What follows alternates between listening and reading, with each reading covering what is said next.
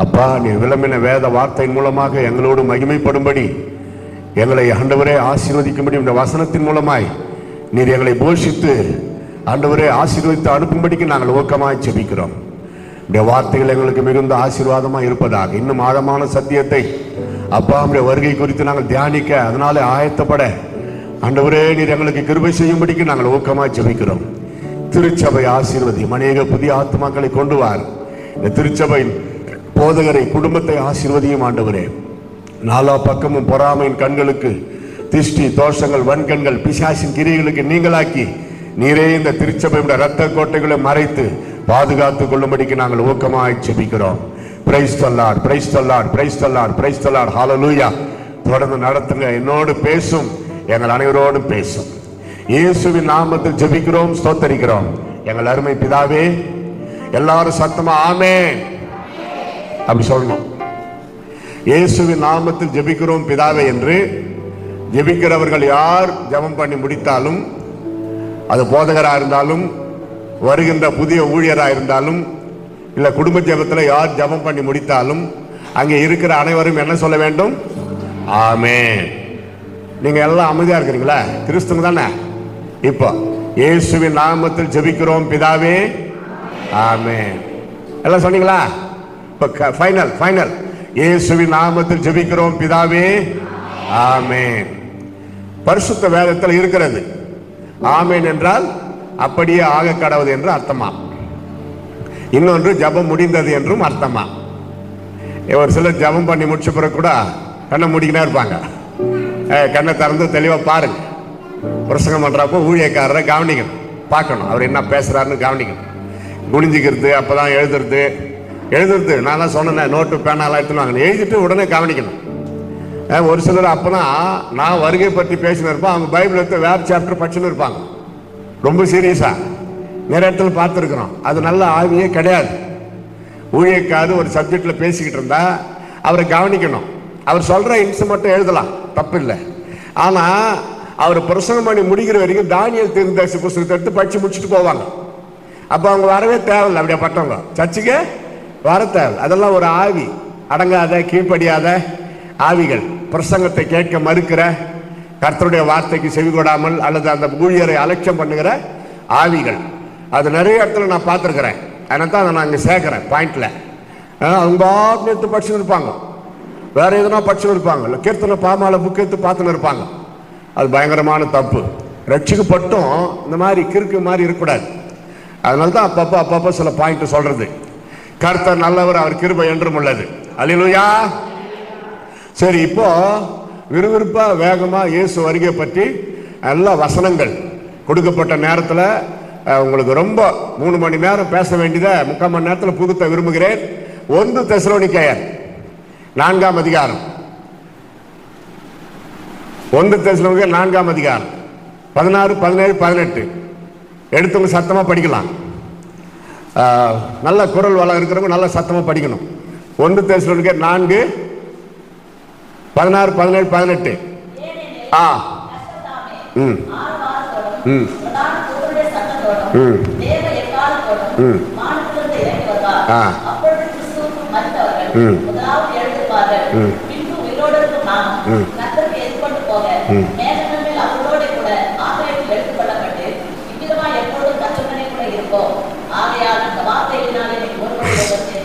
அல்லேலூயா சொல்லுங்க. இன்னும் ஸ்ட்ராங்கா ஒரு அல்லேலூயா, இன்னும் சூப்பரா ஒரு அல்லேலூயா. இயேசு வருகை பற்றி லேட்டா வந்த அப்போஸ்தலர் சீடர்களை காட்டிலும் இன்னும் ரொம்ப தெளிவா பவுல் அப்போஸ்தலன் எழுதியிருக்கிறதை பார்க்கலாம். இயேசு வருவார், ஆனா அது எப்படின்னு நிறைய பேருக்கு தெரியாது. ஒவ்வொரு வசனம் படிக்க வச்சு அதுக்கு விளக்கம் கொடுத்துட்டு நம்ம முடிக்கலாம். வேற உதாரணம் காலையில மாதிரி ரொம்ப எதிர்பார்க்காதீங்க. காமெடி அதெல்லாம் கூட ரொம்ப எதிர்பார்க்காதீங்க. வசனமே உங்களை உற்சாகப்படுத்தும். ஆமென், அல்லேலூயா. ஆமா, ரொம்ப வருஷம் கழிச்சு வந்ததுனால காலையில அப்படி உங்களை உற்சாகப்படுத்தினேன். இப்போ டீச்சிங் அண்ட் ப்ரீச்சிங் கர்த்தருடைய பிள்ளைகளுக்கு ரொம்ப ரொம்ப நம்ம ஆத்மாவை பரிசோதிக்கிற நல்ல ஒரு விசேஷத்தை செய்தி. இயேசுவின் வருகையை பற்றி அடிக்கடி நம்ம கேள்விப்படணும், பிரசங்கத்தை கேட்கணும். ஒரு சில செய்திகள் நம்ம அடிக்கடி கேட்கணும். அது என்ன? இயேசு வருகை. அது என்ன? பரலோக ராஜ்யம். அது என்ன? பரிசுத்தம். அந்த மாதிரி முக்கியமான செய்திகளை, ஜபத்தை பற்றி, உபவாசத்தை பற்றி திரும்ப திரும்ப கேட்கணும். அது ரொம்ப நல்லது. எப்படி நம்ம சாப்பிட ஆரம்பிச்சதுலேருந்து சாப்பாடு சாப்பிட்றோம், அதையே தான் சாப்பிட்றோம் இல்லையா? சாப்பாடு, ரைஸ், சோறு. நம்ம சோறு சாப்பிட ஆரம்பிச்சதுலேருந்து இத்தனை வருஷம் எவ்வளோ அரிசி செலவாயிருக்கும்? எத்தனை மூட்டை அரிசி சாப்பிட்ருப்போம்? போர் அடிக்குதா? அதே சோறா? அப்படி கேட்குறோமா? இல்லையே. தோசை, இட்லி, பொங்கல், பிரியாணி எல்லாம் அரிசியில் தான். அதில் அரிசி தான் நாங்கள் வகை வகையாக சாப்பிட்றோம். அதே போல தான் எப்போ பாரு சங்கீதம் 23 அப்படி கேட்டு இருக்கக்கூடாது. உலகம் ஃபுல்லா The Lord is my shepherd, அந்த ஒரு வார்த்தையை வைத்து எழுதப்பட்ட புஸ்தகம் லட்சக்கணக்கில். அந்த ஒரு வார்த்தை, கர்த்தர் என் மேய்ப்பராய் இருக்கிறார், இதோ சீக்கிரமாய் வருகிறேன், அந்த ஒரே வார்த்தையை வச்சு எழுதப்பட்ட புஸ்தகம் ஏராளம். அதனால வேத வசனம் உங்களுக்கு சலிக்குது, ஒரு மாதிரி வெறுப்பா இருக்குது, பைபிளை படிக்கிறதுக்கு ஒரு மாதிரி இருக்குதுன்னா கொஞ்சம் நீங்க யோசிக்கணும். அது பைபிளில் தப்பு இல்லை ஐயாமா, நம்ம மேலதான். ஒரு வாரம் நீங்க பைபிளை தொடாம இருந்து பாருங்க, அதுக்கப்புறம் நீங்க அதை தொடவே மாட்டீங்க. அவ்வளவுதான். உங்களுக்கு பைபிளும் சம்பந்தமே இருக்காது. ஒரு வாரம் கஷ்டப்பட்டு அதை தேடி எடுத்து ஒரு வாரம் படிச்சு பாருங்க, அதற்கு பிறகு பரிசுத்த வேதத்தை நீங்கள் விடவே மாட்டீர்கள். அவ்வளோ இன்ட்ரெஸ்ட் ஆகும். நான் ஐடிஐ காலேஜில் படிக்கிறப்போ ரட்சிக்கப்பட்ட ஆரம்பத்தில் என்கிட்ட இருந்தது ஒரு பைபிள், எங்கள் அப்பா கொடுத்தான் பண்ணார். படினா அப்பப்போ இதை படி தான் நம்மளுக்குன்னு சொல்லி, நான் புதுசாக ஒரு சொந்தமாக ஒரு பைபிள் வாங்கணும்னு ஆசைப்பட்டேன். அப்போ என்கிட்ட சரியான ட்ரெஸ்ஸு கூட கிடையாது. ஒரு 3 சர்ட்டு, அதில் ஒரு சர்ட்டு நல்லா இருக்கும்.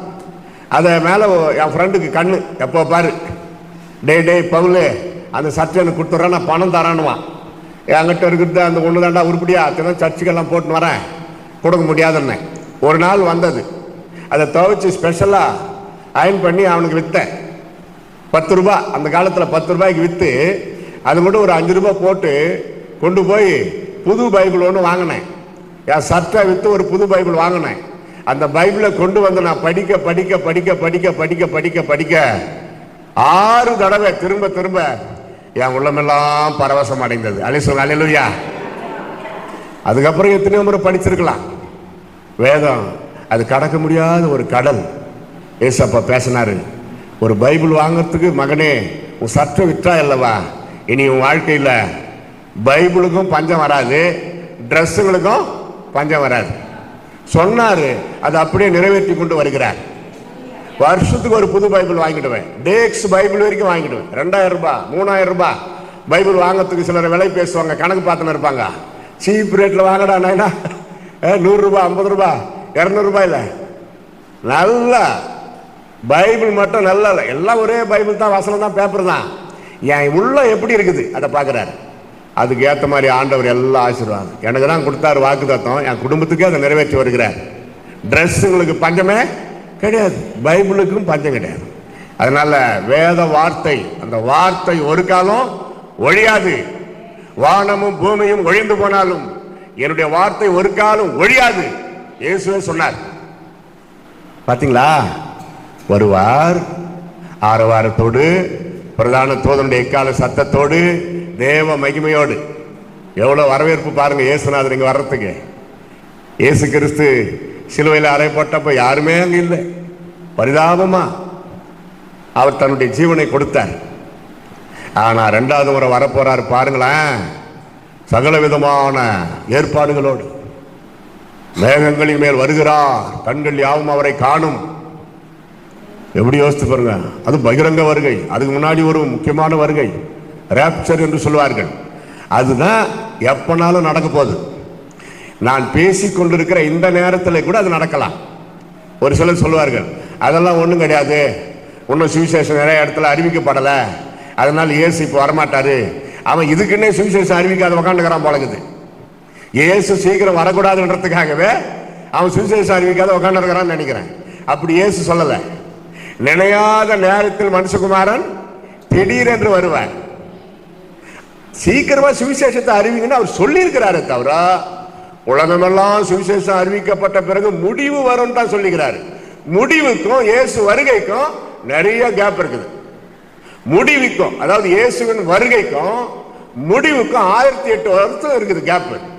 ஏன்னா இயேசு ரகசிய வருகைக்கு பிறகு 7 வருஷம் பிசாசின் ஆட்சி, அதுல 3 வருஷம் சாதாரண கொடுங்கோல் ஆட்சி, அதற்கு பிறகு 3 வருஷம் மகா உபதிரவ காலத்தின் ஆட்சி.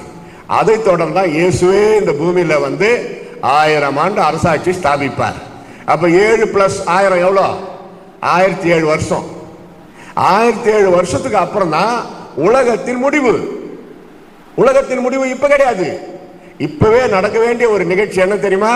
இயேசு வருவார்.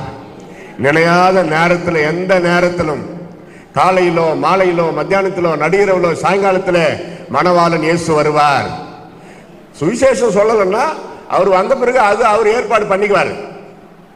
அவர் மேற்கொண்டு ஏற்பாடு பண்ணிக்குவார். மனசாட்சியின் அவர் நியாய தீர்ப்பு வைப்பார். ஒரு 100 வருஷத்துக்கு முன்னாடி இயேசுனா என்னன்னு தெரியாது எவ்வளவு பேருக்கு. அவங்கெல்லாம் மரித்து விட்டார்கள். அவங்களுக்கு ஆண்டவர் ஏதோ வேற வழி வச்சிருக்கிறாரு. அதை பற்றி குறுக்கு கேள்வி குதர்ப்பமா பேசி கொண்டிருக்கவே கூடாது. இன்று இரவு கூட வரலாம், நாளைக்கு கூட வரலாம். திடீரென்று இயேசுவின் வருகை பாருங்க. நினையாத நேரத்தில் திடீரென்று வருவார். ஆயத்தமா இருங்கள். இயேசுவே ஒவ்வொரு சுவிசேஷத்திலேயும் சொல்லியிருக்கிறார். இங்க பவுல் அப்போஸ்தலன் எழுதுகிறார் பாருங்கள் தெளிவாக. அப்பொழுது, அப்படி இயேசு வரும்பொழுது ஏற்கனவே கிறிஸ்துக்குள் மரித்த பக்தர்கள், பரிசுத்தவான்கள், நம்ம சொந்த பந்தங்கள், நம்ம பெற்றோர், சகோதர சகோதரிகள், பாஸ்டர் சந்திரசேகரன் அவர்கள், இயேசு வரும்பொழுது முதலாவது கிறிஸ்துக்குள் மரித்தவர்கள் முதலாவது எழுந்திருப்பார். அவங்களுக்கு தான் ஃபர்ஸ்ட் பிரெஃபரன்ஸ் கொடுக்கிறார். பின்புதான் உயிரோடு இருக்கிற நாம் உடனே மறுரூபமாக்கப்படுகிறோம். இது நடக்க போகுது. சொல்றாரு பாத்தீங்களா? ஆகாயத்தில் எடுத்துக்கொள்ளப்படுவோம். அதனால மரணத்துக்கு பயப்படக்கூடாது. ஒரு சிலர் சொல்லுவார்கள், நான் பார்த்துருக்கிறேன், பிரதர் நான் மறிக்கவே கூடாது, இயேசு கிறிஸ்து வர்றப்ப நான் அப்படியே எடுத்துக்கொள்ளப்படணும்னு ஆசை. இருக்கட்டும், நல்ல ஆசை தான். ஏன் மறித்தால் மட்டும் என்ன? இயேசு வரத்துக்கு கொஞ்சம் தாமதம் ஆகுதுன்னு வச்சுங்க. ஐயா இயேசு இப்பவே வரல, 400 வருஷத்துக்கு கழிச்சு வரப்போறான்னு வச்சுங்க. 400 வருஷம் நம்ம உயிரோட இருக்குமா? நமக்கு ஆயுசு நாள் 400 வருஷம் இருக்குதா? இப்போ இல்லையே. விசுவாசத்துக்கு ஒரு அளவு இல்லையா? நான் 400 வருஷம் வாங்குவேன், கர்த்தருக்கு ஸ்தோத்திரம் சொல்ல முடியுமா? முடியாது. அப்போ எடுத்துக்கொள்ளப்படுகிறதை விட மிக மிக பவர்ஃபுல், மிக மிக மேன்மையானது கிறிஸ்துவுக்குள் மரிப்பது. டவுட் கிளியரா? அப்ப இயேசு வர்றப்போ கிறிஸ்துக்குள் ஏற்கனவே மரித்தவர்களுக்கு தான் முதல் இடம். அவர்கள் பாருங்க, மண்ணுக்கு மண்ணா, புழுதிக்கு புழுதியா, சாம்பலுக்கு சாம்பலா போயிருந்தாலும் இயேசு வரும்பொழுது அவங்க எல்லாரும் மீண்டும் உயிரோட எழுந்திருப்பாரு. அது எவ்வளவு சூப்பரா இருக்குது. அப்படியே இயேசு வர்ற வரைக்கும் சாதாரண இருந்து அவர் வந்தது அப்படியே போயிடணுமா? அதான் சத்தியம் தெரியாததுனால. இப்ப பாருங்க, யோசி, இன்னைக்கே நான் கிறிஸ்துக்குள் மரித்தால் கூட பரவாயில்லையா சொல்ற அளவுக்கு மாறணும் இந்த செய்தி. இந்த செய்தி முடிக்கிறதுக்குள்ள இயேசு இப்பே வந்தா கூட பரவாயில்ல, நான் ஆயத்தமா இருக்கிறேன் அப்படி உங்க உள்ளத்தை மாத்தணும். நான் இயேசு வருகைக்கு எப்பொழுதும் தயாரா இருக்கிறேன், அல்லது இயேசு எப்போ என்னை எடுத்துக்கொண்டாலும் நான் தயாரா இருக்கிறேன்ற அளவுக்கு நம்முடைய உள்ளம் மாறணும். இது நிரந்தரம் அல்ல. இந்த உலகம் நிரந்தரம் அல்ல. இது பர்மனன்ட் நினைக்கிறீங்களா? வானமும் பூமியும் ஒழிஞ்சு போகும். பேதுரு எழுதுகிறார் 3ஆம் அதிகாரம் 11 படிச்சு பாருங்க. இந்த பூமியும் வானமும் மட மட மட என்று வெந்து உருகி போகும். வெந்து உருகி போகும். ஏன்னா ஃபுல்லா உலகம் ஃபுல்லா எரியும் தன்மை கொண்டது. உலகம் ஃபுல்லா எரியும் தன்மை கொண்டது. பாருங்க, இப்பவே நிறைய பாம்பு போட்டு எரிச்சுட்டாங்க. உலகம் ஃபுல்லா வல்லரசு நாடுகள் நிறைய அணுகுண்டுகளை தயாரித்து இன்னும் வைத்துக் கொண்டிருக்கிறது. இப்ப நிறைய எடுத்து போட்டாங்க. நிறைய ஜனங்க மரித்தார்கள். ஈரான், ஈராக், இஸ்ரேல், அமெரிக்கா போர்ல நிறைய பேர் மரித்தார்கள். அப்போ இன்னும் இருக்குது, நிறைய அணுகுண்டு கிடக்குது. எங்க பார் சேர்த்து வச்சுக்கிறாங்க, பொக்கிஷ சாலை மாதிரி. அது நீங்க அவங்க பயன்படுத்தா காட்டி கூட என்னைக்கு இருந்தாலும் அது வெடிக்க தான் போகுது. அது எல்லாம் ஒன்னா சேர்ந்து வெடிக்கிறதுக்குள்ள இயேசு வருவார். அவருடைய பிள்ளைகளை அழைத்து கொண்டு செல்ல வருவார். வருவாரா வரமாட்டாரா? ஆமா வருவார். அது வருகை பற்றி பழைய ஏற்பாட்டிலே சிலேடையாக மறைமுகமாக எழுதப்பட்டிருக்கிறதை பார்க்கலாம். யோபு 19 அவர் சொல்றாரு, குடும்பஸ்தர் இத்தனைக்கு பழைய ஏற்பாட்டு பரிசுத்தவான், என் மீட்பர் உயிரோடு இருக்கிறார், அவர் கடைசி நாளில் இந்த பூமியின் மேல நிற்பார், என் சொந்த கண்களால் நான் அவரை பார்ப்பேன். இவர் யாரு? இயேசுவை அறியாதவர், பழைய ஏற்பாட்டு பரிசுத்தவான். அவருக்குள்ள ஆவி, பரிசுத்த ஆவி இறங்கின உடனே அவரையும் அறியாம அவர் ஒரு தீர்க்க தரிசனம் சொல்றாரு. அது எழுதப்பட்டிருக்குது. என் மீட்பர் என்றால் இயேசுவை தான் குறிக்கிறது.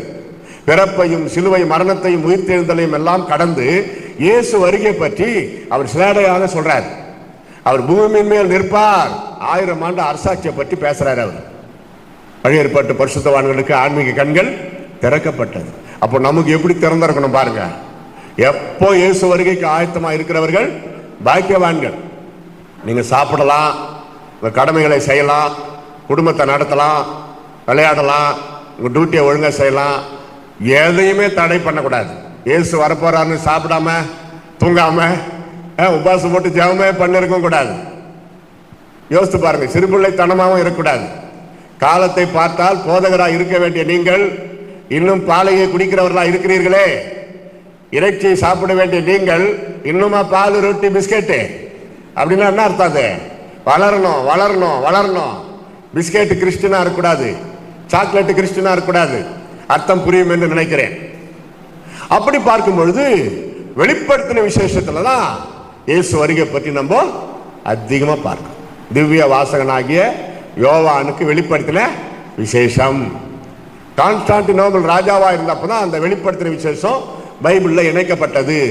எப்போ இது ஏதோ முக்கியமான புக்கா இருக்குது, இனிமேல் நடக்க வேண்டியதா தீர்க்க தரிசனம் எல்லாம் இதுல இருக்குது, இதுல பைபிள்ல சேருங்கன்னு சொல்லி ஆணை பிறப்பித்தார்.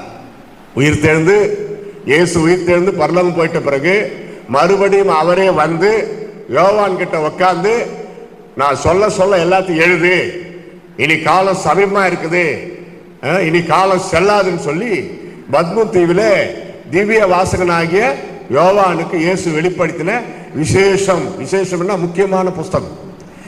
நான் சின்ன பையனா இருக்கிறப்போ இந்த வெளிப்படுத்தின விசேஷம் படிக்கிறதுக்கு ரொம்ப பயப்படுவேன்.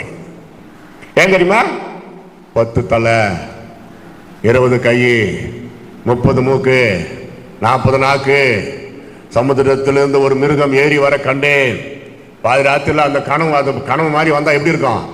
வானத்திலிருந்து நெருப்பெல்லாம் கொட்டுது, எரிபந்தமா எரியுது, ஜனங்கள் தத்தளித்தார்கள். ஆனா வளர வளர வளரதான் தெரியும், அது தேசங்களிலே நடக்க போகிற நிகழ்ச்சிகள் ஓமைகளாக எழுதப்பட்டிருக்கிறது. சிம்பிள். ஒருவேளை இப்ப கூட நீங்க படிக்கிறதுக்கு சிலது கஷ்டமா இருந்தா அப்படியே அதை வைங்க, என்னைக்கு இருந்தாலும் அதற்கு பதில் கிடைக்கும். வெளிப்படுத்தின விசேஷ விளக்க உரை நிறைய புஸ்தகம் வந்திருக்குது, அதை படிச்சா நீங்க தெரிஞ்சுக்கலாம். அதுக்கு பதிலாக தான் இப்படி ஊழியக்காரர் வந்து பேசுறோம். அப்போ அதில் கடைசி அதிகாரம், வெளிப்படுத்தல் கடைசி அதிகாரத்தில் பார்த்தீங்கன்னா அந்த ஒரே ஒரு அதிகாரத்தில் 3 இடங்களிலே இயேசு கிறிஸ்து வலியுறுத்தி சொல்லுகிறார். 7வது வசனம் படிங்க. வெளிப்படுத்தல் கடைசி அதிகாரம் 7வது வசனம்.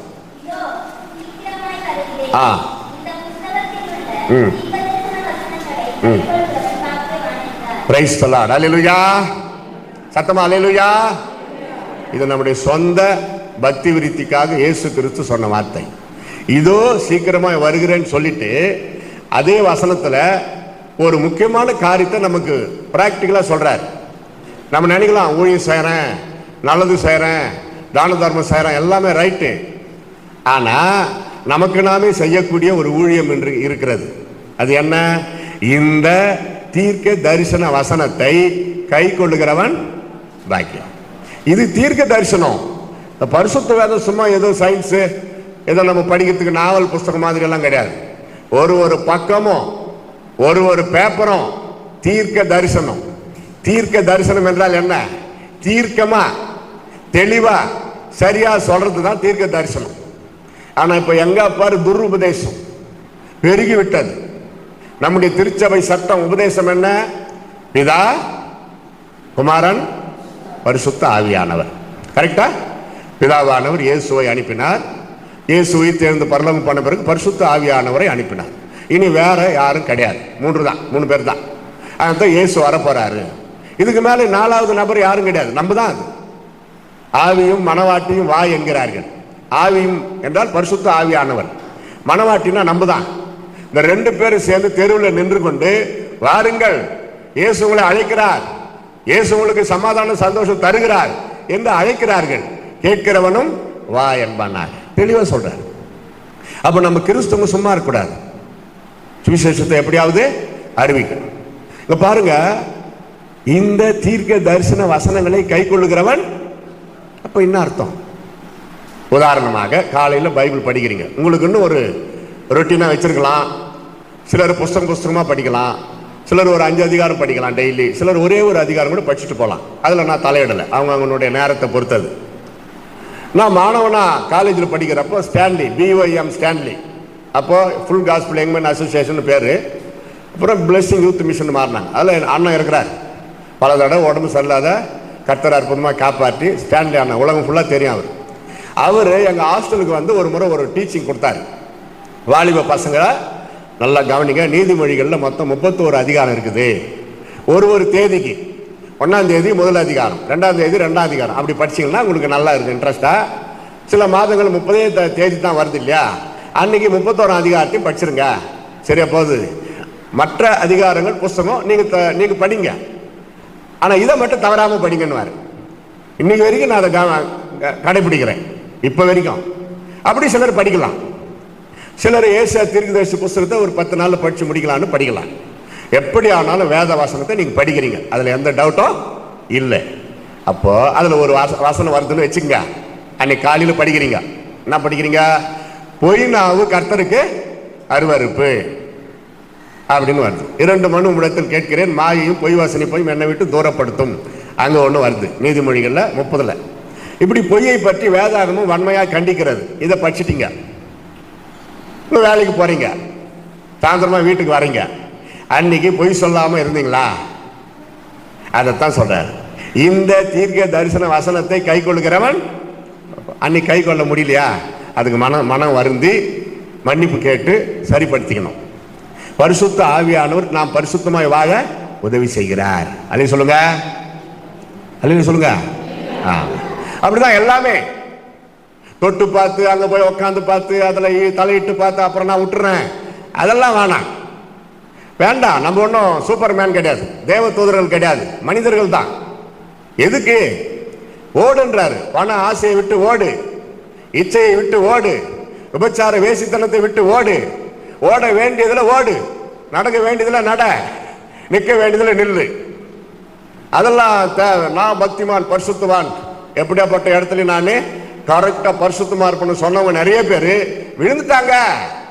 எதுக்கு? ஆரம்பத்திலே கர்த்தர் சொன்ன வார்த்தையை கடைபிடி. அது வேண்டாம்னா வேண்டாம். ஆண்டவரே, அந்த நபரை பார்க்க செல்லுகிறேன், இது உமக்கு சித்தமா கேளு. வேண்டான்னு ஒரு உந்துதல் வந்தா விட்டு நின்றுடு.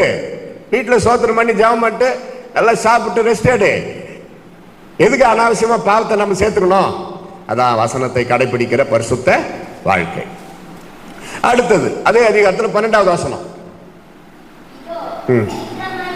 இதோ சீக்கிரமாய் வருகிறேன், அவன் அவனுடைய கிரியைகளின்படி அவனவனுக்கு நான் அளிக்கும் பலன் என்னோடு கூட வருகிறது. குறிச்சு வச்சுங்க, இது நம்முடைய அடுத்த கட்ட நடவடிக்கை. எனக்குள்ள ஒரு பவர், எனக்குள்ள ஒரு கிஃப்ட், எனக்குள்ள ஒரு வல்லமை, ஒரு அபிஷேகம் இல்லாம, வசனம் உள்ளத்துல இல்லாம நான் கிரியை செய்வதற்கு போக முடியாதுன்னு தான் இந்த 2வது கட்டத்தை கொண்டாடுறோம். முதலாவது கை கொள்ளணும், வசனத்தை கைக்கொள், கடைபிடி. என் மகனே, வசனத்தை கைக்கொள். அப்படிதான் இயேசு கிறிஸ்து சொல்றாரு. பாத்தீங்களா? தீர்க்க தரிசன வசனம், அதை கைக்கொள். வசனம் தான் word of God is only prophecy and authority to our life. 2வது இங்க பாருங்க, இதோ சீக்கிரமா வருகிறேன் அந்த அப்படி சொல்லிட்டு வார்த்தை மாத்துறாரு. 1வது பாயிண்ட் 7வது வசனத்துக்கும் 12க்கு அந்த வித்தியாசம் பாருங்க. 2வது காரியம், அவனவன் கிரியைக்கு நான் அளிக்கும் பலன். இங்கதான் நம்ம யோசிக்கணும். கவனி, நீங்க கஷ்டப்பட்டு உழைத்து சம்பாதிக்கிறது அதுக்கு பிழைப்பு. எத்தனை வீடு கட்டினாய், எத்தனை கார் வாங்கினாய், பேங்க்ல எவ்வளவு பணம் வைத்தாய், இப்படி கேட்க மாட்டார் ஆண்டவர். அந்த மாதிரி கேள்வி நியாய தீர்ப்புல வராது. What you have done for me, எனக்காக நீ என்ன செய்த? யோசித்து பாருங்க. நான் எங்க போனாலும் சொல்ற வார்த்தை கைப்பிரதி இருக்குதா? எந்த சர்ச்சிலும் கைப்பிரதி இருக்கணும். சுவிசேஷ கைப்பிரதி, நற்செய்தி கைப்பிரதிகள், அதான் ஊழியத்தின் முதல் கட்டம். அதில் பின்னாடி பக்கம் கொஞ்சம் கேப் இருக்கும். கைப்பிரதியில் பின்னாடி பக்கம் ஒரு சின்ன கேப் இருக்கும். நம்ம சர்ச்சு சீல் போட்டு, ஒரு சவாலாக உங்களுக்கு சொல்கிறேன், ஒரு வருஷத்துக்கு 365 நாள் ஒரு 100 கைப்பிரதி. திருச்சபை விசுவாசி தானே, ஆணோ பெண்ணோ, கிறிஸ்துவுக்குள் ஆண் என்றும் இல்லை பெண் என்றும் இல்லை. பெண்கள் ஊழியம் செய்யக்கூடாதுன்னு சில லூசுங்க சொல்லுது, அது தப்பு. நான் சொல்றேன் பெண்களும் செய்யணும். அப்ப பெண்கள் பரலோகத்தில் அதிக பலன்களை பெறக்கூடாதா? அப்ப எவ்வளவு திமிரு அவனுங்களுக்கு. பெண்கள் புல்பிட்டில் நிற்க கூடாதா? என்ன தீண்ட தகாதவர்களா? பெண்கள் மைக்க பிடிக்கூடாதா? பெண்கள் பாட்டு பாடக்கூடாதா? பெண்கள் பிரசங்கம் பண்ணக்கூடாதா? அப்ப எப்படியாப்பட்ட ஆவி அவனுக்குள்ள இருக்குன்னு பாருங்க. கிறிஸ்துவுக்குள் ஆண் என்றும் இல்லை பெண் என்றும் இல்லை, யூதன் என்றும் இல்லை கிரேக்கன் என்றும் இல்லை, அடிமை என்றும் இல்லை சுயாதீனன் என்றும் இல்லை. கர்த்தர்களுக்கு கொடுத்த கிருபை வரங்களை கர்த்தருக்காக பயன்படுத்தணும். அதுல முதல் காரியம் நற்செய்தி கைப்பிரதில பின்னாடி பக்கம் கேப் இருக்குதே, அதுல உங்க சர்ச்சு சீல் போட்டுங்க. 365 நாள், நான் சொல்றது மினிமம் தான், மினிமம், மேக்சிமம் கிடையாது.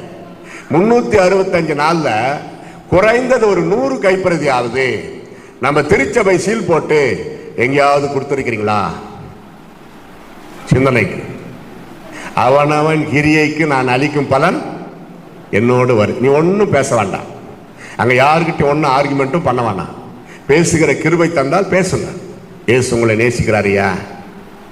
வாங்க, இந்த சீல் போட்டிருக்கிறோமே இந்த கைப்பிரிதல பின்னாடி பக்கம் அந்த இடத்துக்கு வாங்க. ஏசப்பா அவங்களை ஆசீர்வதிப்பாரு. அங்கே ஃபாதர் இருக்கிறாரு, பிரார்த்தனை பண்ணி அனுப்பாரு.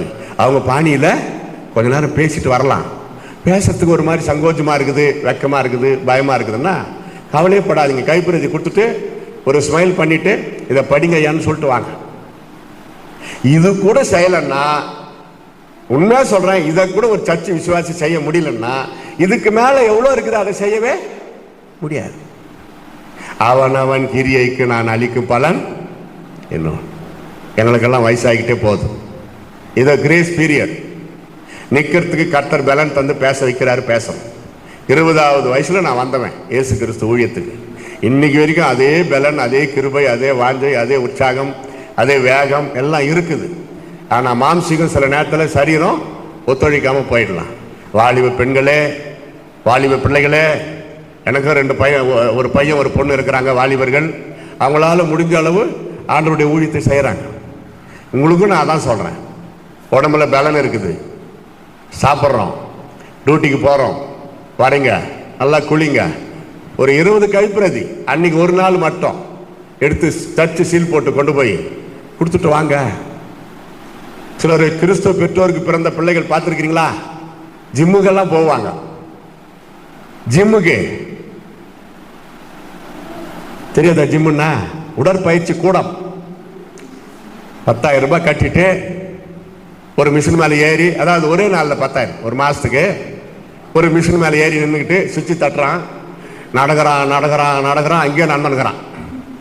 நைனா நீ இயற்கையா நடந்து போய் கைப்பிரதி கொடுத்துட்டு வாப்பா, அதாம்மா அவனுக்கு எக்ஸசைஸ்ன்ற நானு. அல்லேலூயா. கிங்லே ஒஸ்தி கிங் வாக்கிங் நடு, அப்படியே கைப்பிரதி கொண்டு போ. தெருவில் நில்லு, வேர்க்கிட்டோம், கொஞ்சம் பயம் வருத்தம் பரவாயில்ல, வேர்க்கிட்டோம் விளவடத்து. நானெல்லாம் சின்ன பையன்ல அப்படிதான் பயத்துல தான் போய் சுவிசேஷம் அறிவிச்சேன். என்னதான் நடக்குது, வந்து அடிச்சா பரவாயில்ல, ஏன்னா நமக்கு தான் வாசனம் தெரியுமே, இயேசுக்காக மரித்தாலும் பலன் இருக்குது. அந்த மாதிரி தான் நாங்கள் போய் செய்தோம். இன்னைக்கு வரைக்கும் செய்யறோம், இப்ப கூட செய்யறோம். சிங்கப்பூர், மலேசியா, வட இந்தியா, அந்த ஸ்ரீலங்கா, அந்த மாதிரி நல்லா திருச்சபைகளில் பிரசங்கம் பண்றது மட்டும் இல்லை. இதே வவுனியாவில் போன வாரம் தெருவில் போய் பேசணும், பிரசங்கம் பண்ணோம், பாட்டு பாடணும், இயேசுவை பற்றி அறிவிச்சோம். அப்படி ஒன்றும் யாரும் வந்து எங்களை திட்டல. போறவங்க வரவங்க பார்த்துட்டு வந்து உக்காந்தாங்க. நம்ம சொல்லிக்கிறோம், அங்கே அடிக்கிறாங்க, அங்கே இதை, அதெல்லாம் ஒன்றும் கிடையாது. உலகத்தின் கடைசி பரியந்தமும் நான் உன்னோடு கூட இருக்கிறேன். நல்ல காரியத்துக்கு ஏசப்பா கூட இருக்கிறார். யோசித்து பாருங்க. வாலிப பிள்ளைகள், கிறிஸ்து பெற்றோருக்கு பிறந்த வாலிப பிள்ளைகள், என்னுடைய கருத்தை நான் சொல்றேன். ஜிம்முக்கு போகாத, அந்த பணத்தை நிறுத்து, நல்ல காரியத்துக்கு செலவு பண்ணு. எதுக்கு அதை வேஸ்ட் பண்ற? இயற்கையான நடைபயணம். எல்லாம் நெடு முட்டி போட்டு கையை உயர்த்தி ஜெபம் பண்ணி பாரு, அதான் எக்ஸசைஸ். நாங்கள் அப்படிதான் பையன் மாட்டிக்கணும், பேக் எடுத்துன்னு, பைபிள் எடுத்துன்னு, எங்கள் துணிமணிகளை எடுத்துக்கின்னு ஓடுவோம். ரயில்வே ஸ்டேஷன் வரைக்கும் ஓடணும், அங்கே போய் தான் ட்ரெயின் ஏறணும். பஸ் ஸ்டாண்ட் வரைக்கும் ஓடணும், அங்கே போய் தான் பஸ் ஏறணும். இதுதான் எங்களுக்கு எக்ஸசைஸியா. இது வரைக்கும் நாங்கள் ஜிம்முக்கு போனதில்லை. சிலர் கேட்கலாம், என்கிட்ட பணம் இருக்குது, அதை கேட்க நீ யாரியா? நான் போவையா? சரிப்பா, அதில் நான் தலையிடலை. சரி, பணம் இருக்குது, போங்க. நியாய தீர்ப்புல கர்த்தாவே நான் மாதந்தோறும் 10,000 ரூபாய் கட்டி ஜிம்முக்கு போனேன். வெரி குட், சபாஷ், எனக்கு பிரியமான தாசன். உனக்கு ஒரு ஜீவ கிரீடத்தை நீ ஜிம்முக்கு போனதற்காகவே நான் ஒரு ஜீவ கிரீடம் வைத்திருக்கிறேன், இந்த மகனை கொடுப்பாரா? கொஞ்சம் யோசிங்களா. அதனால எனக்கு என்னப்பா சந்தோஷம்? நீ கிறிஸ்தவ பெற்றோருக்கு பிறந்த பையனா இருந்து ஜிம்முக்கு போனதை போய் சொல்றிய, எனக்காக நீ என்ன செய்த? அதைத்தான் கேட்பார். யோசிக்கிறீங்களா? சகோதரிகளுக்கு சுவிசேஷம் அறிவிங்க. யோசித்து பாருங்க. அவன் கிரியையிலேயே மிக மிக முக்கியமான கிரியை என்ன? இயேசுவின் சுவிசேஷத்தை அறிவிக்கிறது. சுவிசேஷகனுடைய வேலையை செய். நிறைய பேருக்கு வேலைன்னா, நம்ம வேலை செய்யறோம் ஆபீஸ்ல, நம்ம வயிற்று பிழைப்பாக கவர்மெண்ட்ல வேலை, பிரைவேட் வேலை, அதுதான் வேலை. ஏன்னா கிறிஸ்தவர் அல்லாதவங்களுக்கும் சரி, இந்த ஊழியக்காரங்களை குறை சொல்லிக்கின்னு இருக்கிறாங்களே, அவங்களுக்கு ஊழியம் செய்வது ஒரு வேலையாக தெரியாது. எங்க ஊர்ல கிறிஸ்தவங்க கூட ஒரு சிலர் சத்தியம் தெரியாது, ஊரா போய் சுத்தின்னு வராங்க இவன்னு சொல்லுவாங்க எங்களை. ஆமா, ஊரா போய் சுத்தினாதான் நாங்கள் சுவிசேஷத்தை அறிவிக்க முடியும். அவங்களுக்கு அதுக்கு மேல தெரியாது. எங்க யாரு ஏமாறுறாங்களோ தெரியலப்பா. எங்களை பத்தி எங்க ஏரியாவில் யாரு ஏமாறுறாங்களோ தெரியலப்பா. வாட்ட சாட்டமா போறாங்க, 1 வாரம் 2 வாரம் கழிச்சு வராங்க. இதுல வேற வெளிநாட்டுக்கெல்லாம் போறாங்களாம். ஐயோ ஐயோ ஐயோ, எவ்வளவு பணம் யார் யார் எவ்வளவு கொட்டுறாங்களோ தெரியல. இப்படி ஒரு பக்கம், 4 பக்கமும் பொறாமையின் ஆவி. எங்களுக்கு தான் தெரியும் நாங்க படுற கஷ்டம். அதன் மத்தியில கர்த்தருக்குள் சந்தோஷமாக நாம் செய்கிற ஊழியம் தான் நாம் செல்வந்தர்கள் என்று நிரூபித்து காட்டும். அல்லேலூயா. உலகத்திலேயே செல்வந்தர் பணக்காரர் யாரு? ஆத்துமாக்களை ஆதாயப்படுத்துறாங்களே பரலோகத்துக்கு, அவங்க தான் பெரிய பணக்காரரு. ஆமென், அல்லேலூயா. காலையிலே சொன்னேன், ஒருவனுக்கு எவ்வளவு திரளான ஆஸ்தி இருந்தாலும் அது அவனுக்கு ஜீவன் அல்ல. கொரோனா வந்தப்போ நகை நெட்டு எல்லாத்தையும் எடுத்துக்கணும், ஐயா என் உயிர் போகுதியா, என்னை காப்பாத்துங்கய்யா, இதை வச்சுக்கங்கய்யா. எத்தனை பேர் கத்தனா, எத்தனை பேர் போயிட்டான். அதே போல வெள்ளம் வந்தப்போ சாப்பாட்டுக்கு வழி இல்லை, ஒரு வாய் சாப்பாடு கொடுங்கய்யா, அந்த நகை நெட்டெல்லாம் யாருன்னா வச்சுங்க, எனக்கு ஒரு வேளை சாப்பாடு கொடுங்கன்னு கேரளாவில் நிறைய பேர் கதறினாங்க. நகைகள் பசியை போக்குமா? போக்க. அதே போல ஒரு நாள் வரும், இயேசுவை பற்றி சொல்ல மாட்டாங்களா, யாராவது வசனத்தை சொல்ல மாட்டாங்களா? ஓ, ஓடி அலைந்து திரிவார்கள், அலைவார்கள். சுவிசேஷத்தை சொல்ல ஆள் இல்லை. இப்பவே அனுக்கிரக காலம், இன்றைய ரட்சணை நாள். என் வாலிப பருவத்திலே எனக்குள்ளே ஒரு தீபம், ஒரு எழுப்புதல். மகனே, உலகத்திற்காக வாழ்ந்து சம்பாதித்து நன்றாக சொத்து சேர்த்து விட்டு நீ சாக போகிறாயா, அல்லது எனக்காக நீ சுவிசேஷத்தை அறிவிக்க வருவாயா? 2 சத்தம், வேலையா ஊழியமா, பணமா சுவிசேஷமா? முடிவு பண்ணிட்டேன், என்ன நடந்தாலும் சரி. பிஃபோர் மை மேரேஜ், என் திருமணத்துக்கு 8 வருஷம் முன்னாடியே பைபிள் எடுத்துன்னு பைத்தியக்கார மாதிரி வந்தவன் தானே ஊழியத்துக்கு. அது சொல்லுங்க, அல்லேலூயா. உன்னை நம்பி உனக்கு யாரா சோறு போடுவாங்க பின்னாடி கேட்டாங்க நிறைய பேர். நான் சொன்ன, சோறு பின்னாடி போட மாட்டாங்கடா, முன்னாடி தான் போடுவாங்கன்னு. இவனை திருத்தவே முடியாதுப்பா, இப்படிதான் இவன். ஒரு சில சொந்தக்காரு, எப்பா இங்க வா, நைனா இங்க வா வா வா உக்கார். இப்போ ஒன்றும் தெரியாது, துடுக்குத்தானோ, சின்ன வயசு. கொஞ்ச நாள் கழிச்சு நல்லா வளருவேன், வாலிபனா வருவேன். கல்யாணம் பண்ணுறதுக்கு பெண் பார்க்க பெண் வீட்டுக்கு போவாய். மாப்பிள்ளை என்ன வேலை செய்கிறார் என்று கேட்பார்கள். வேலை வெட்டியெல்லாம் விட்டுட்டு பைபிள் எத்தனை ஊரா சுத்துகிறார்.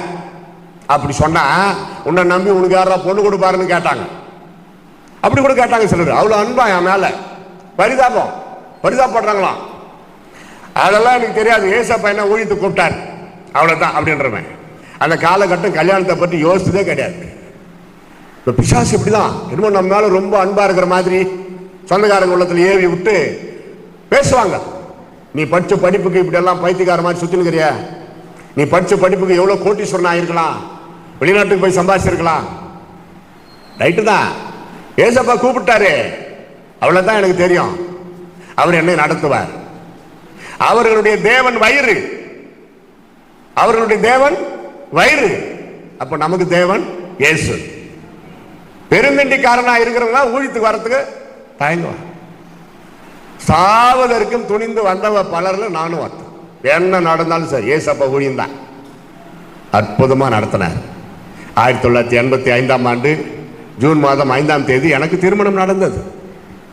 ஒரு ஐயா என்னையும் நம்பி அடுத்த வாரம் சாப்பாட்டு கூட வழியில் தெரிஞ்சோம், 3 நேரம் ஊழியக்காரன்னு தெரிஞ்சோம், அவர் மகளை எனக்கு கொடுத்தார். இந்திய சட்டப்படியும் திருச்சபையின் சட்டப்படியும் திருமணத்தை நடத்தினார், கர்த்தர் நடத்தினார்.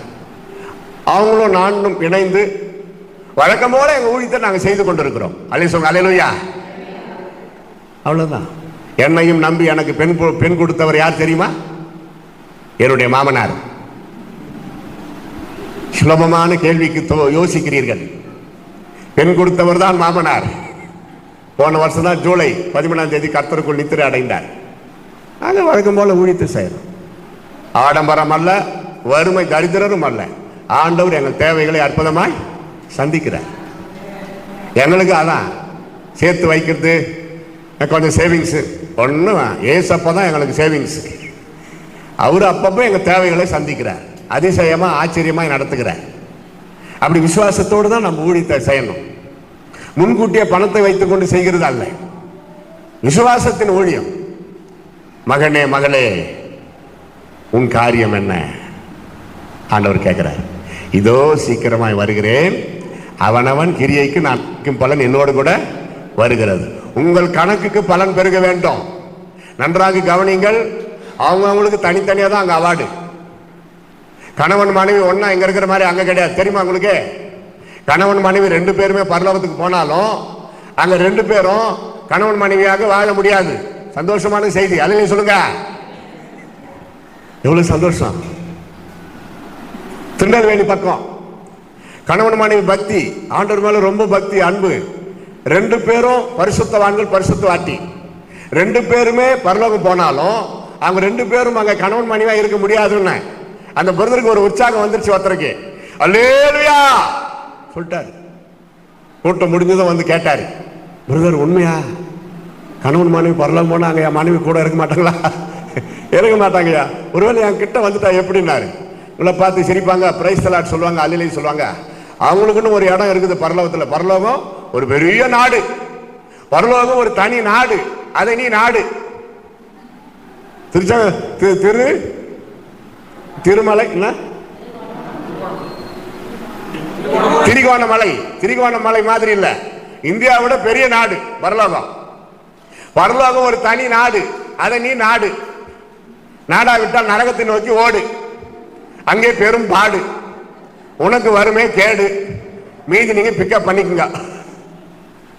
அதனால அவங்க எங்கேயாவது இருப்பாங்கய்யா அப்படின்னு சொல்லிட்டேன். இது போதும் பிரதர், எனக்கு ரொம்ப சந்தோஷம்னாரு. மனைவியை பார்க்காம இருக்கிறதுக்கு அவருக்கு எவ்வளவு சந்தோஷம் பாருங்க. இப்படி கூட யாருன்னா இருப்பாங்களா? அப்ப ஏதோ அங்க பிரச்சனை இருக்குது. பரலோகம் போறதுக்கு ஆசைப்படுங்க, ஆனா காரணம் இதுவா இருக்கக்கூடாது. இயேசுவின் குடும்பம் அது பெரிய குடும்பம். அந்த குடும்பத்தில் நம்ம குடும்பத்தார் எல்லாரும் போய் சேரணும்.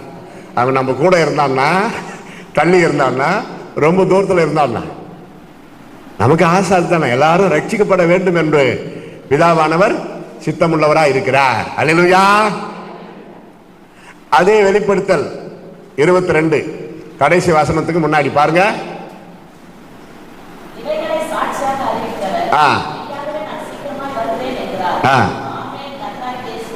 அப்படி முடியுது. ஒரே அதிகாரத்துல 3 இடத்துல மெய்யாகவே நான் சீக்கிரமாய் வருகிறேன். அது குறிச்சிங்க நல்லா. ஒரே ஒரு அதிகாரத்துல 3 இடத்துல இயேசு வலியுறுத்தி ரொம்ப பிரஸ் பண்ணி தான் வருகை பற்றி பேசிட்டு ஒவ்வொரு வசனத்திற்கு கீழே ஒரு வார்த்தை சேர்க்கிறார்.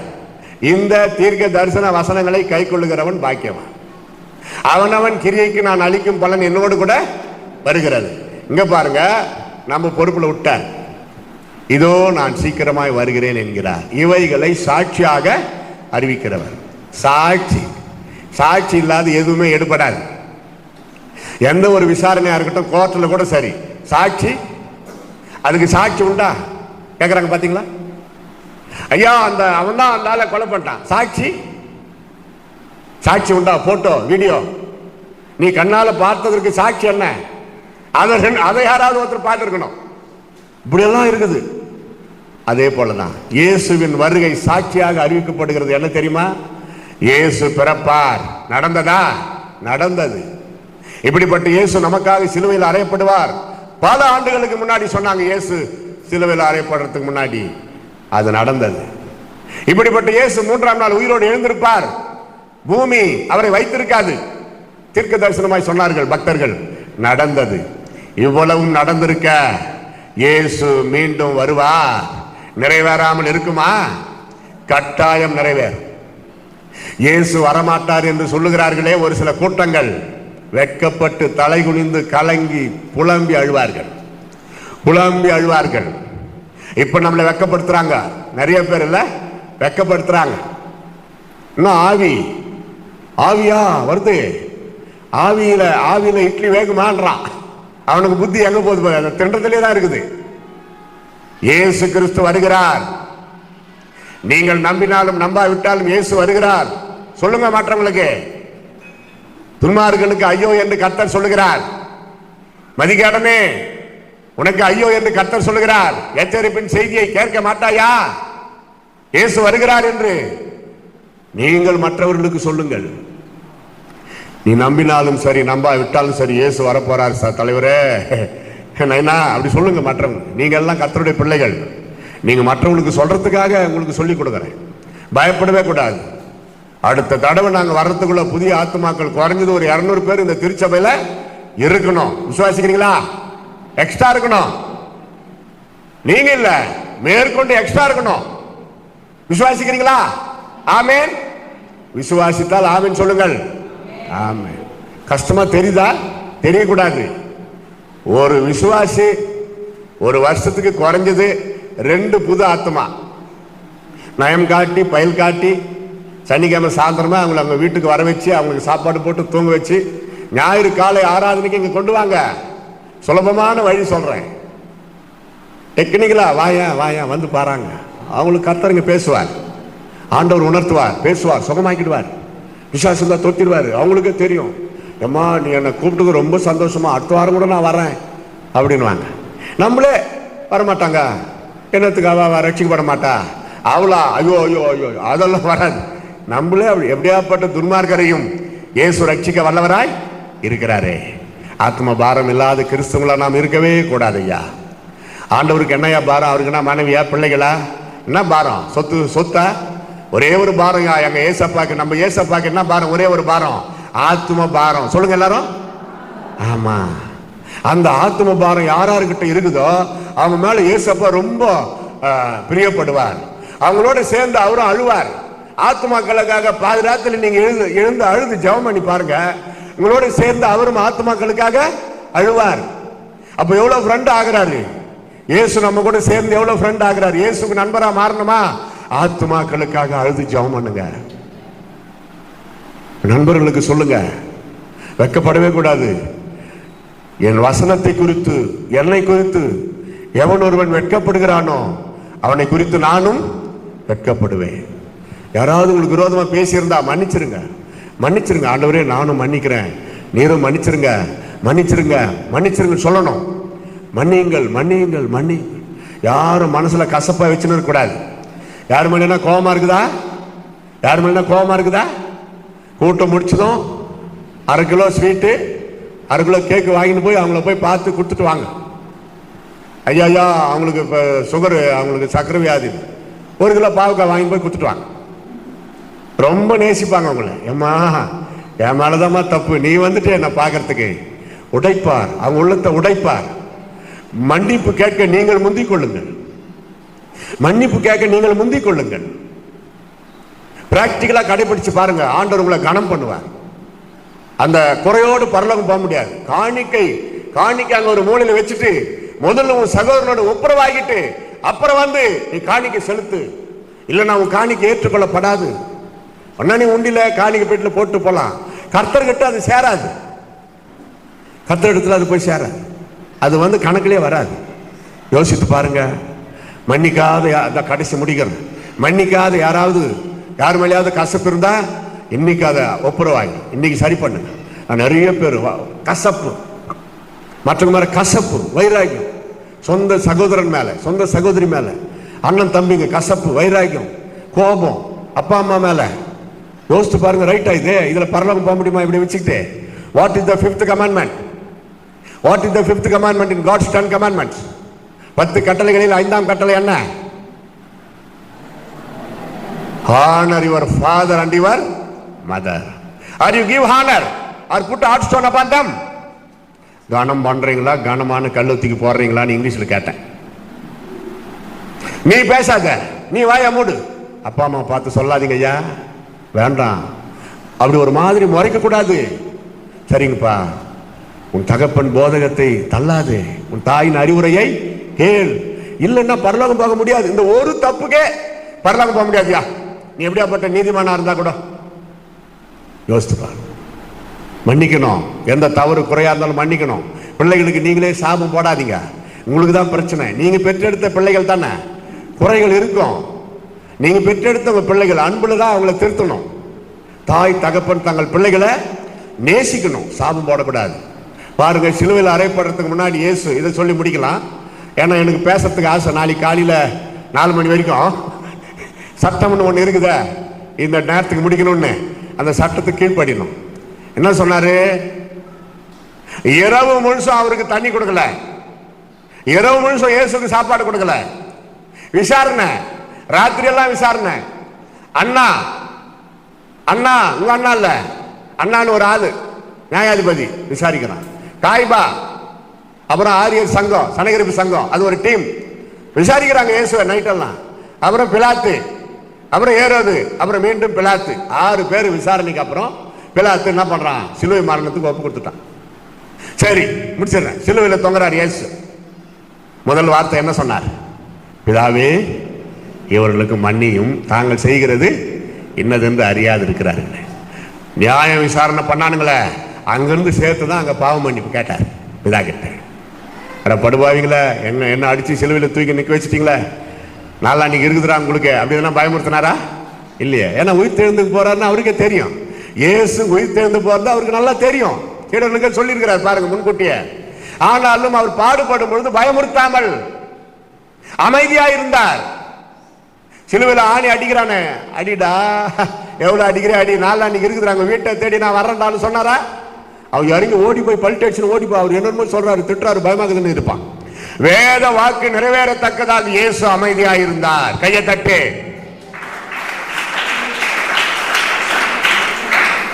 கோபமான, சாபமான, தவறான வார்த்தைகளை பேசுவதற்கு அமைதியாயிரு. நற்செய்தியை பேசுவதற்கு உன் வாயை திறப்பாயாக. நல்லதை பேசுறதுக்கு வாயை திற. ஆசீர்வாதமான வார்த்தைகளை பேசுவதற்கு வாயை திற. 4 பேரை உற்சாகப்படுத்து. ஆண்டவர் உங்களை ஆசீர்வதிப்பார். அப்படி எழுமி நிக்கலாமா? முடிக்க மனமின்றி முடிக்கிறேன். ஜெபம் பண்ணலாம். உடனே எல்லாம் ஸ்தோத்திரம் பண்ணுங்க. கையை கூப்பி கரங்களை ஆண்டவருக்கு நேரம் உயர்த்தி எப்படியோ ஒன்று கண்ணை மூடு. எல்லாம் உடனே கண்ணை மூடு. எல்லாம் எழுந்து நில்லு. ஹல்லேலூயா, ஹல்லேலூயா, ஹல்லேலூயா, ஹல்லேலூயா, ஹல்லேலூயா. கண்ணு மூடுங்க. ஒரு நிமிஷம் முடிக்கலாம். ஹல்லேலூயா சொல்லுங்க எல்லாரும். ஸ்தோத்திரம், ஸ்தோத்திரம். என்னோடு பேசியதற்காய் ஸ்தோத்திரம். இயேசுவின் வருகை சமீபம், இயேசுவின் வருகை சமீபம். கர்த்தர் என்னோடு பேசியிருக்கிறார், கர்த்தர் என்னோடு பேசியிருக்கிறார். விசுவாசிக்கிறீங்களா? ஆமென், ஹல்லேலூயா. அப்பா, யாரோ தூர இடத்துல இருந்து வந்த ஒரு ஊழியக்காரர் மூலமா என்னோடு பேசினீரே ஆண்டவரே, ஸ்தோத்திரம், ஸ்தோத்திரம், ஸ்தோத்திரம்.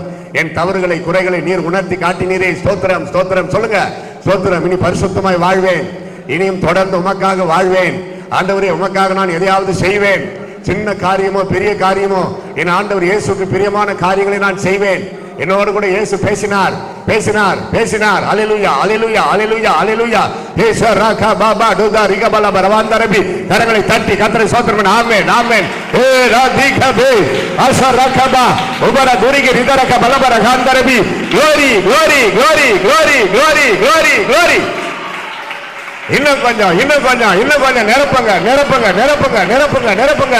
Jesus, Jesus, Jesus, Jesus. ஏசா ரிகா பேபி அரபாலா துரா பர தரக்கல பரபே பிரதர பிரதரக்க பலபரபா. ஹல்லேலூயா, ஹல்லேலூயா, ஹல்லேலூயா, ஹல்லேலூயா. எங்களோடு பேசின அன்பிற்காய் ஸ்தோத்திரம், என்னோடு பேசின அன்பிற்காய் ஸ்தோத்திரம். ஒரு பயபக்தியை உண்டாக்கினதற்காய் ஸ்தோத்திரம். உடைய வருகைக்கு நாங்கள் எப்பொழுதும் ஆவலோடு ஆயத்தமாய் காத்திருக்க கிருபை செய்யுங்கப்பா. தொடர்ந்து நாளை காலை தொடர்ச்சியாக உடைய வருகை நாங்கள் தியானிக்க நிறைய கிருபை செய்யும்படி ஜெபிக்கிறோம். அநேகரை கொண்டு வார், அநேகர் இந்த திருச்சபைக்கு கொண்டு வார், ஆசீர்வதியும். நோயாளிகளை கொண்டு வந்து சுகமடைந்து செய்யும். ஆண்டவரே, ரட்சிக்கப்படாதவங்க வந்து ரட்சிக்கப்படுவார்களாக, ஆசீர்வதிப்பீராக. இன்றைக்கு இப்பொழுது வந்த அன்பு பிள்ளைகளை அடிமை உடைய சீடனாக நின்று கர்த்தராகிய இயேசு கிறிஸ்துவின் நாமத்தில் வாழ்த்தி ஆசீர்வதிக்கிறேன். அப்படியே செய்யும். இயேசுவின் நாமத்தில் ஜெபிக்கிறோம் எங்கள் அருமை பிதாவே. எல்லாம் சத்தமா ஆமென்.